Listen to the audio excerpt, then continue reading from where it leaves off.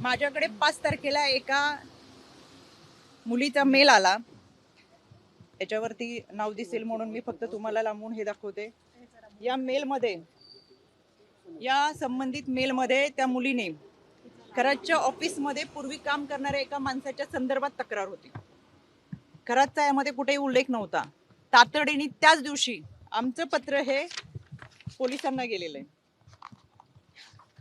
मी स्वतः ॲडिशनल डीजी यांना ते पाठवलं आणि पोलिसांना आम्ही ते पत्र पाठवून जे कोणी असेल त्याच्यावरती तपास करावा असं सांगितलं. त्याची हेअरिंग सुद्धा हे पोलिसांचं पत्र. या तपासाची हेअरिंग 17 तारखेला माझ्या आयोग कार्यालयात लागली. या हेअरिंगमध्ये आम्हाला पोलिसांनी स्वतः पत्र दिलंय की याच्यामध्ये आम्ही कारवाई करतोय. कोणालाही, कुठल्याही व्यक्तीला, संस्थेला, कोणालाही पाठीशी घातलेलं नाही. पण तोपर्यंत खराचं कुठेही नाव नव्हतं.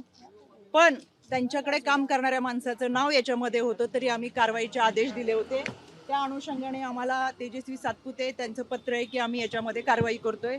हे पत्र आहे आम्हाला 17 तारखेला.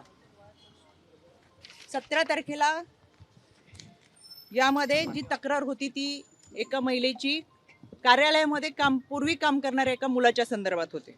त्याच्यामुळे मला आवर्जून सांगायचंय की अशा पद्धतीने जे काही गोष्टी 2 दिवस चालू आहेत, चुकीच्या बातम्या चालू आहेत, एखादी व्यक्ती पुढे जाऊन कशी वागती, त्याचं कृत्य, वैयक्तिक आयुष्य आपल्याला कोणाला माहीत नसतं.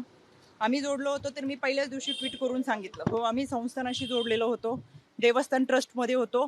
ते फोटो माझ्या आहेत. अनेक वर्षापूर्वीच्या आमच्या कुटुंबाबरोबरचे फोटो तिथं होते आणि एखाद्या गुरुची, पती पत्नीची पाद्यपूजा करत असताना गुरुपौर्णिमेच्या दिवशीचे